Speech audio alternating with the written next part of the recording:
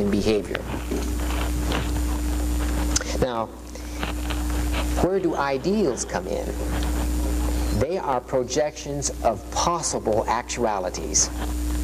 They are dealing in the realm of potentiality. And they too determine human behavior. An ideal is a non-actual reality. When you say, so-and-so's my ideal, where is that? It has reality. It has effects. It determines behavior, and it's very important in education. But you see, the mechanistic notion of interpretation of things deals almost entirely with actuality. And they believe that actual things are the only real things. This is what Whitehead says is one of the great departures.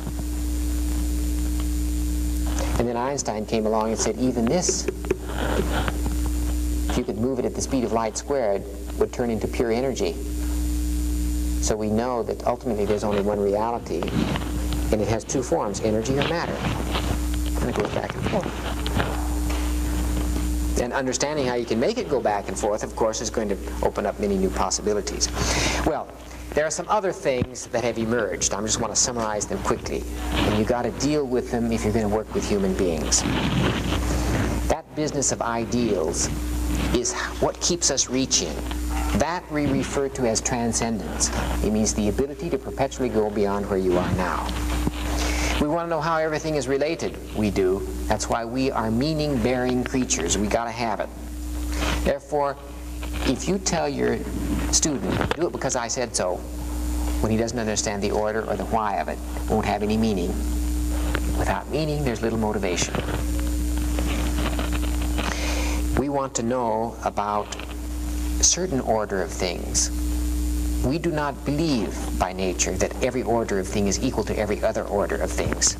We say some orders are better than other orders. And the best orders are beautiful. And therefore, we like beautiful things. It's a creation of ours, and yet it is a reflection of our evolutionary heritage. Because life itself depends upon the finest order, and therefore we have an intuitive gravitation towards beauty. So where do we put the art in the school system?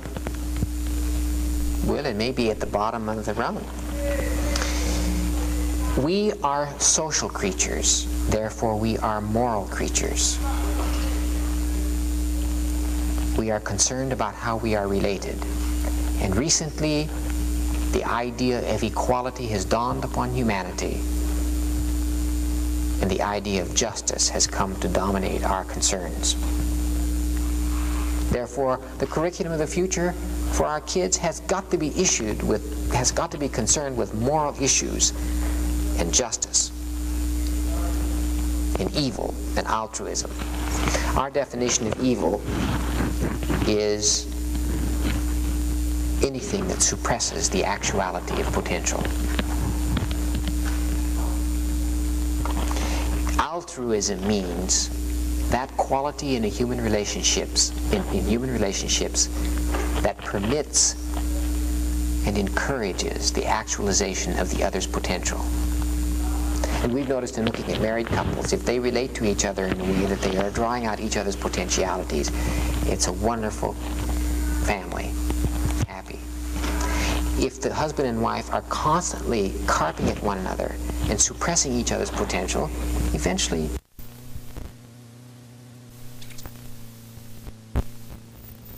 was the idea that we are free from the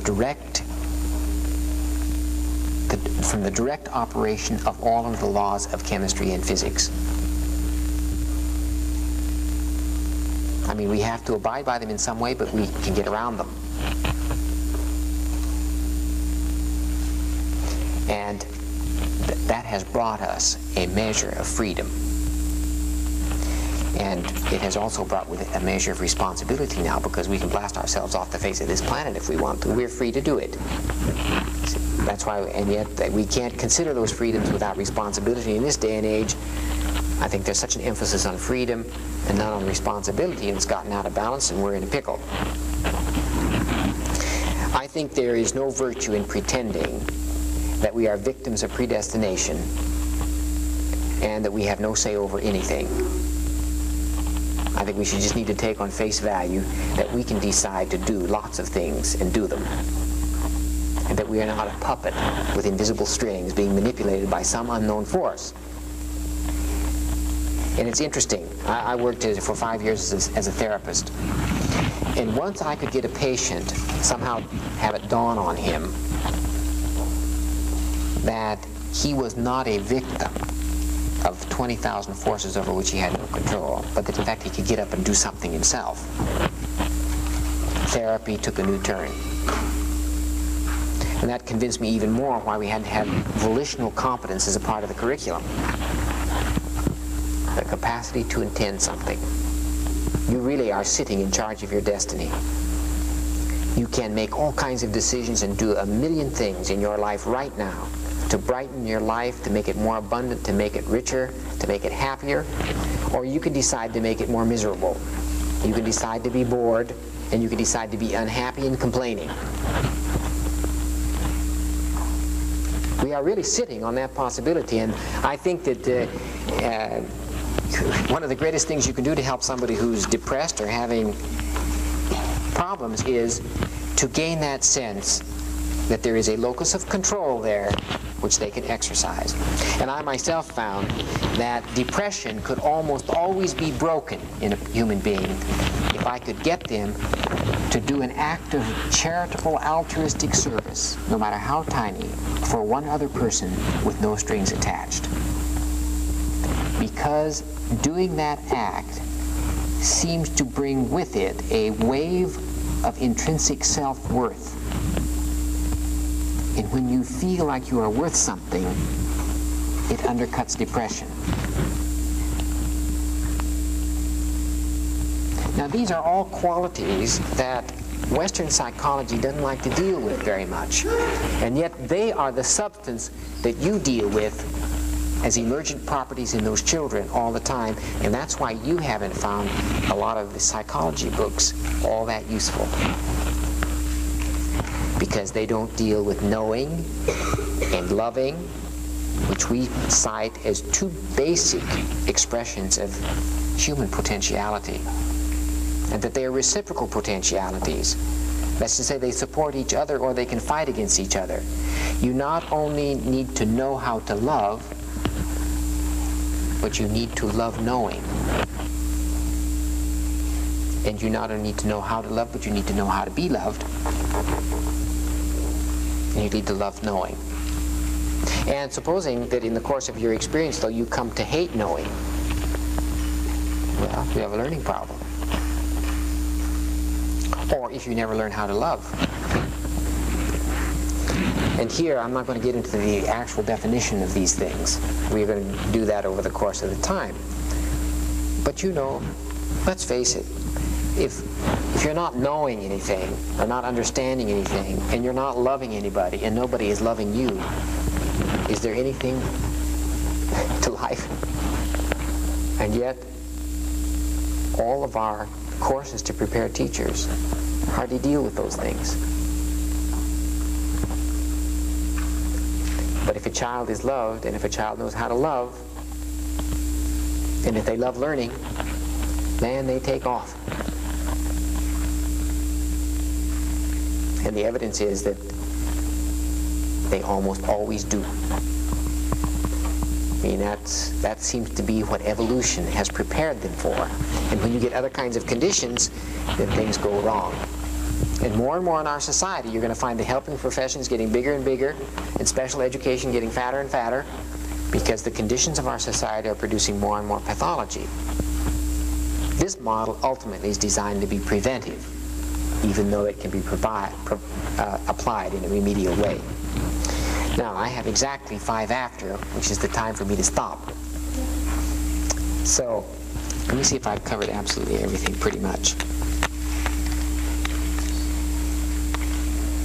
One thing I'm hoping will come out of this, that just by having gone through this and shared the thinking of lots of other people, that you yourself will come to wonder about you, and wonder about the human species itself having evolved on this planet. And ask yourself what you really believe about it all. And if you're like millions of others, and like myself before I started on this, days will go by when you don't think about it at all. But many nights I can't go to sleep thinking about it. Not because I'm worried or anything, but just because it's so fascinating to me, it makes me awake. And it's almost always the first thing I think about when my toes hit the floor in the morning. You know, I've been gone for a while. I don't know where I was, but I'm still here. It's a miracle. What's it all about? Where are we going? Isn't it great? Even if the weather's bad.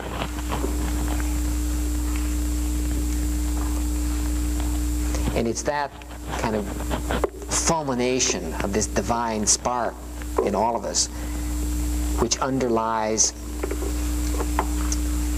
the opposite of entropy, the winding down of the universe, the building up of its energies into higher and higher forms, so that we have become, in Julian Huxley's words, the only known repository, self-conscious repository of cosmic evolutionary principles, such that we have become, whether we like it or not, managing director of the biggest business of all, namely evolution. And I, for one, would love to avoid the terrible embarrassment of blasting ourselves into extinction after being around only a million years, when the dinosaurs managed it for 125 million years. Thank you very much.